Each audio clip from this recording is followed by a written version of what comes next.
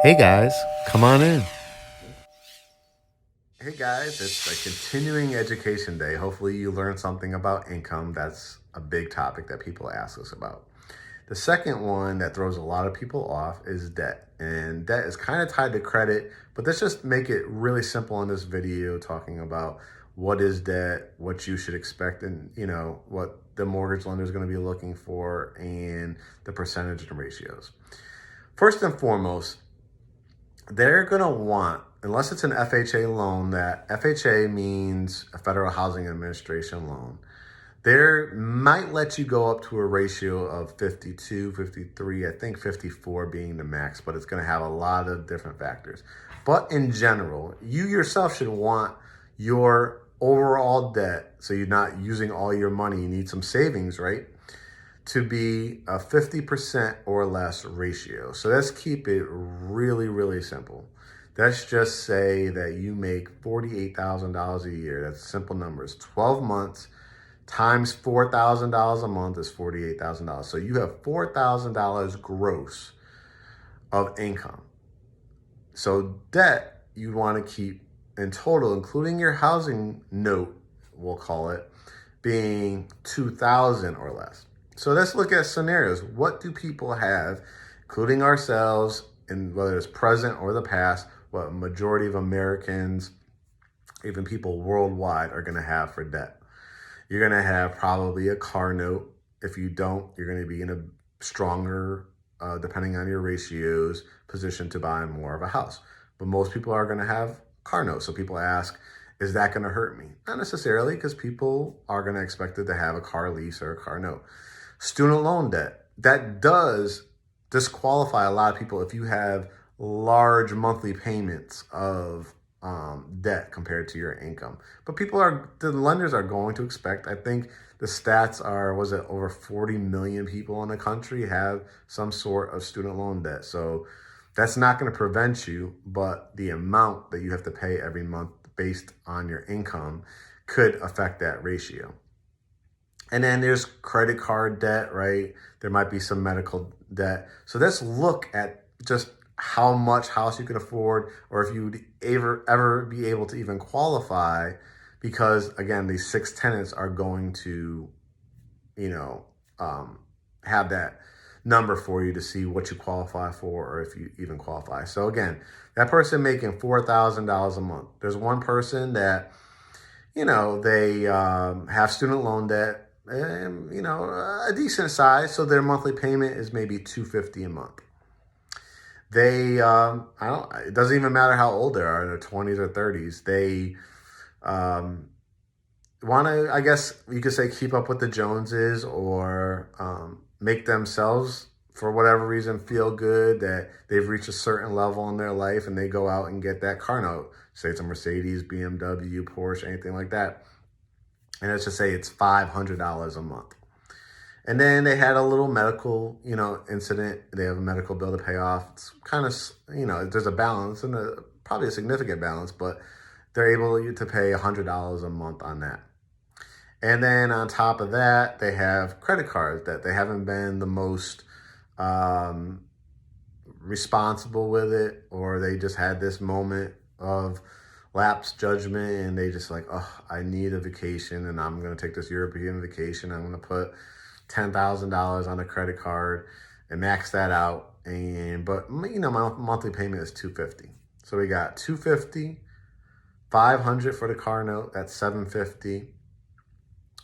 We've got another $250 for the trip, the credit card bill. That's $1,000, and then another $100 for the medical bill.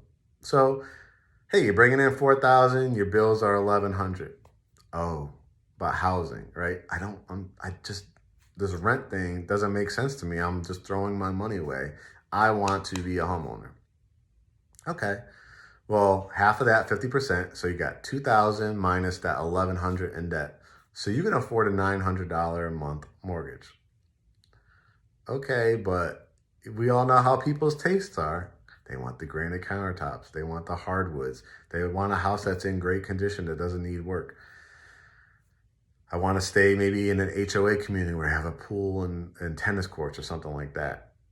That $900 has to be included of all that. Property taxes, homeowners insurance, private mortgage insurance, HOA.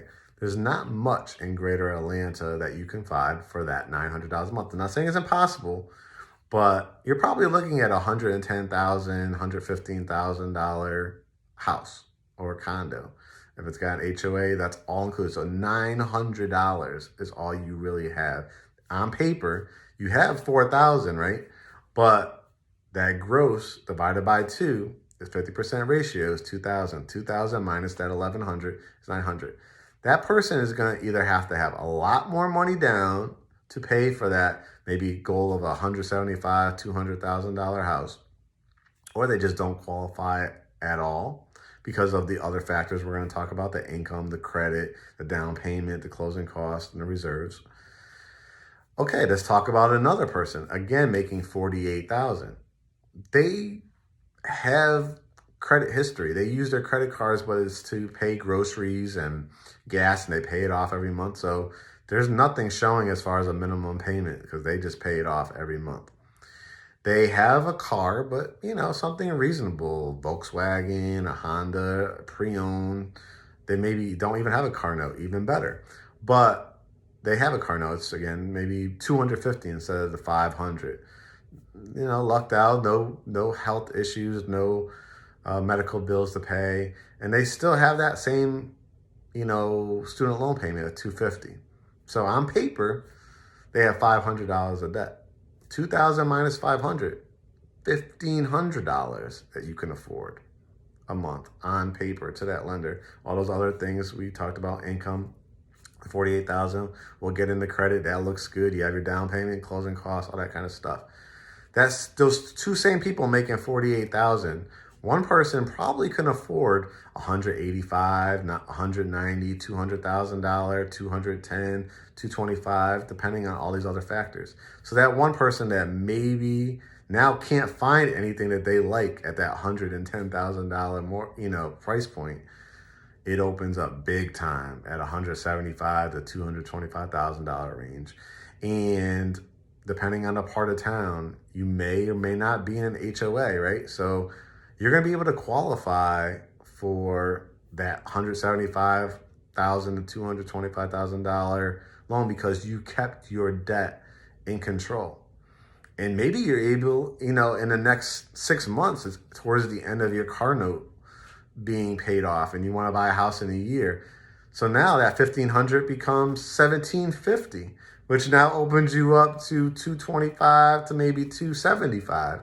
Who knows, depending on all those factors. So keep that in mind as you are, quote unquote, racking up this debt. There's good debt, there's bad debt.